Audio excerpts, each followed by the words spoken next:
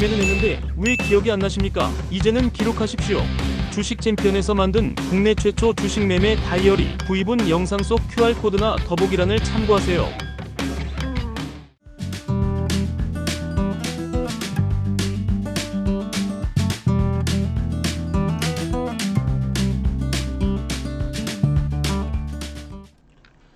네, 여러분 안녕하십니까. 2026년 3월 30일 이민멘토의 주식 레벨업 시작해 보도록 하겠습니다. 일단은 시청 전에요, 좋아요와 구독 그리고 알람 설정까지 꼭 부탁드리도록 하겠습니다. 시장이 오늘은 좀 많이 눌려서 시작할 거라고 예측을 하고 들어왔고, 이번 주 월요일 날은 저 자신으로 봤을 땐 시장이 열리는 게 조금은 좀 두려울 정도로, 왜냐면 이것 때문에 그랬어요. 예멘 후티 반군.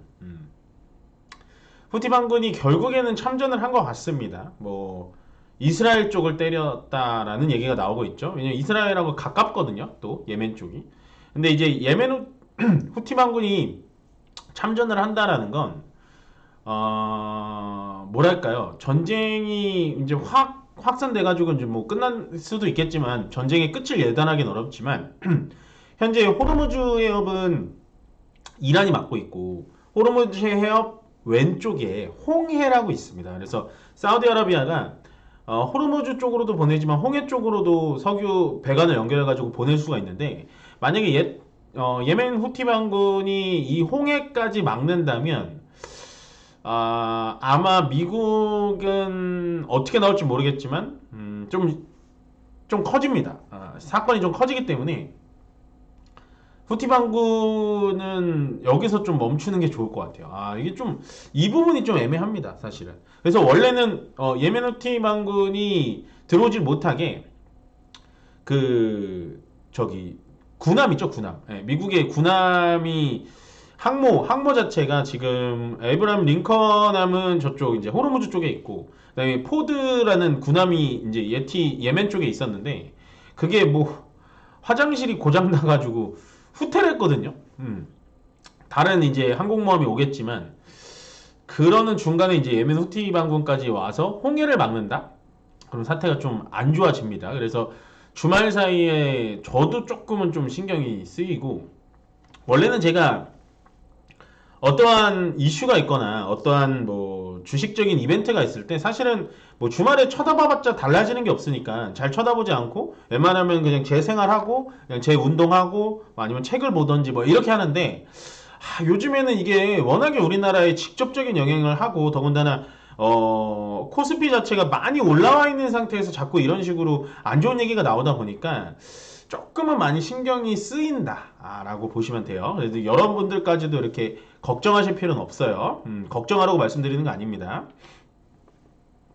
그 다음에 요거는 뉴스보다는 이제 오늘 60일선을 터치를 했습니다. 코스피가 60일선을 터치를 했는데, 사실은 금요일하고 오늘이 좀 중요했어요. 그러니까 금요일날 같은 경우에는 많이 하락했다가 쭉 치고 올라왔죠. 예를 들어 삼성전자 같은 경우에는 마이너스 4% 갔다가 거의 약보합까지, 그러니까 장중에는 플러스 4%까지 내는 그런 모습을 보여줬는데, 제가 금요일날 말씀드렸다시피 상승의 장에서 매수를 하지 마셔라. 제가 금요일 날에는 오전에 이제 개장 방송과 아침 방송을 할 때는 매수하셔라라고 말씀을 드렸지만, 오후에 레벨업 방송을 녹화할 때는 아닌 것 같습니다, 매도를 하셔야 됩니다, 이렇게 말씀드렸잖아요. 그러니까 지금 시장은 상승한다고 해서 다음날까지 상승한다라는 그런 이상향을 펼치면 안 돼요. 그러니까 상승을 해서 내 본전이라든지 내가 약 수익권이 온다 그러면은 무조건 일단 현찰화를 시켜놔야 됩니다. 그게 좋아요. 그러니까 제 말은, 예를 들어 10만원어치 주식을 샀어요. 그럼 수익이 났습니다. 10만원어치 다 파는 게 아니고 한 5만원어치만 팔라는 거예요. 현금을 가지고 있어야 금요일날도 대응을 했었고 오늘도 대응을 해야 되는 거죠. 왜냐면 기술적 하단까지도 오늘 왔다가 양봉을 맞고 올라갔거든요. 오늘 자리도 중요했던 게 금요일날 저점을 깨지 말아야 되는 거예요.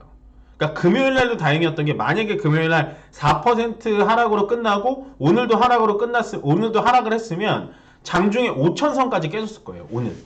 근데 그만큼 금요일날 되게 신의 한 수로 시장이 올라와 줬고, 오늘도 장 막판 갈수록 그나마 양봉으로 코스피 코스닥이 바뀌었다라는 건 다행이다.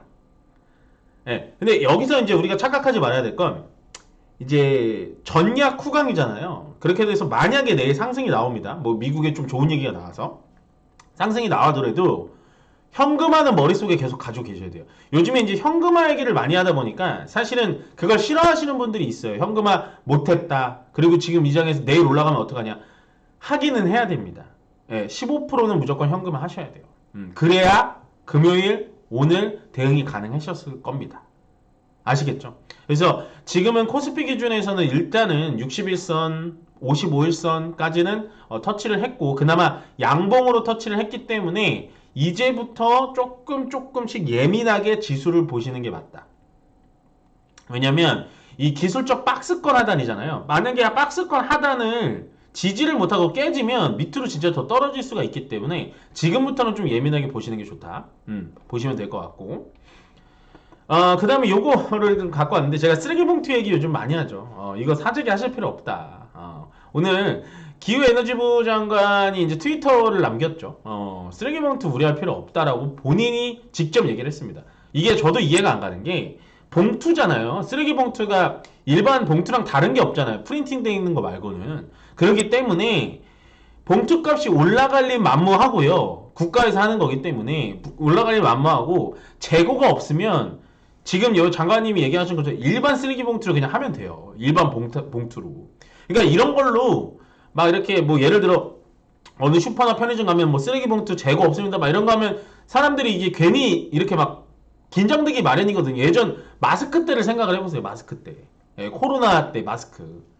그런 느낌인 겁니다. 그래서 지금 뭐 납타가 재고가 없어가지고 뭐 이런 얘기는 계속 나오지만 제가 저번 주에 말씀드렸다시피 우리나라는 지금 납타를 수출을 안 해요. 네, 수출 안 하고 그냥 우리 거 만드는 데 바쁩니다. 그러다 보면 끝나겠죠. 그래서 지금 우리 실생활에 뭐 이렇게 물가가 올라가고 유가가 올라가고 기름값이 올라가고 이거는 피해가 맞지만 쓰레기 봉투 이런 것까지는 우려할 필요는 없다. 예, 그럴 우려 필요는 없다. 오늘 장관께서도 바로 얘기를 해주시면서 저도 그러지 말라라고 말씀을 드렸죠. 진짜 없으신 분도 못 삽니다. 예, 그래서 이렇게 말씀을 드리면 될 것 같고 마지막에는 한 장 막판 한 3시 정도에 이재명 대통령 모든 에너지 신속하게 재생에너지로 전환해야 된다라는 멘트가 나왔는데 이 얘기는 이제 앞으로 계속 나올 겁니다. 이게 전쟁이 끝나서 신재생에너지가 폭락이 나오면 오히려 매수의 기회로 보셔도 돼요. 저는 항상 신재생에너지를 그렇게 썩 좋게 보진 않았었습니다. 왜? 돈이 안 되니까. 예, 태양광 풍력 별로고 수소 원전을 보셔라 라고 말씀을 드렸는데 뭐 이제는 태양광 풍력까지 보셔도 되는데 태양광은 하나솔루션이 저렇게 유상증자를 해서 저는 좀 매력이 떨어지는 것 같고 이번에 이제 풍력 쪽에서 정부 규제가 풀렸잖아요.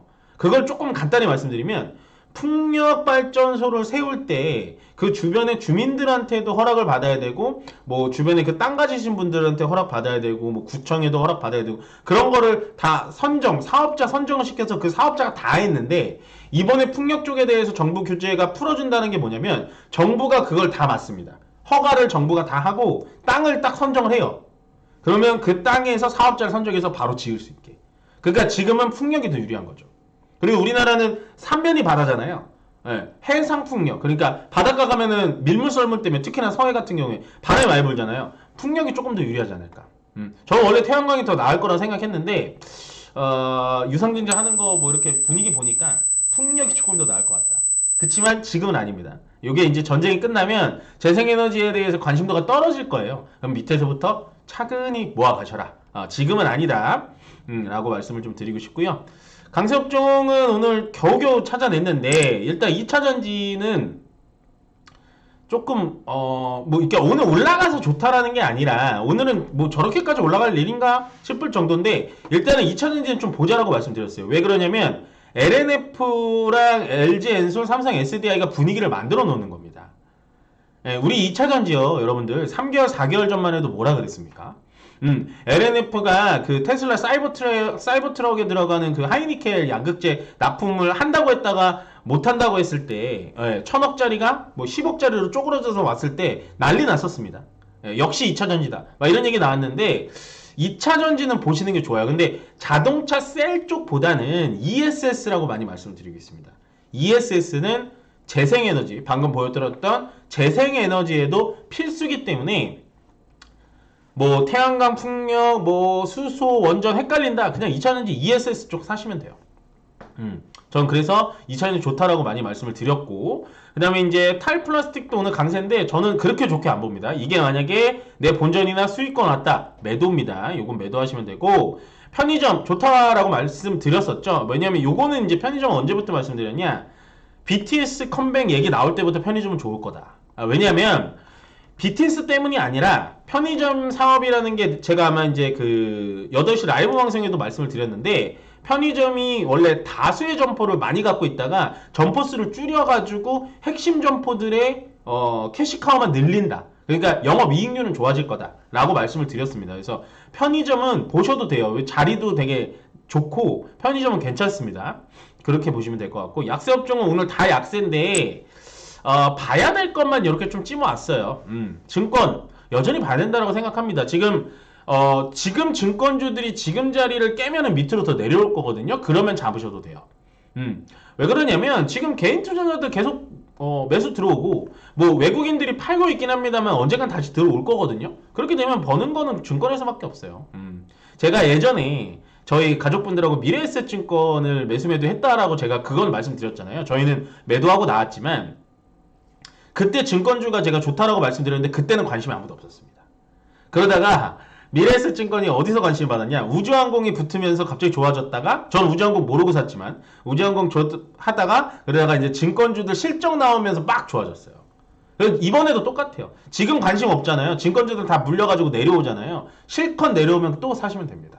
네, 제가 요거는 원래 종목 얘기를 안 해드리는데 그때 매수 매도해서 우리 가족분들 수익을 좀 많이 봤다 라고 말씀을 드리고 싶고, 그 다음에 이제 우주항공이 또 내려오기 시작했죠.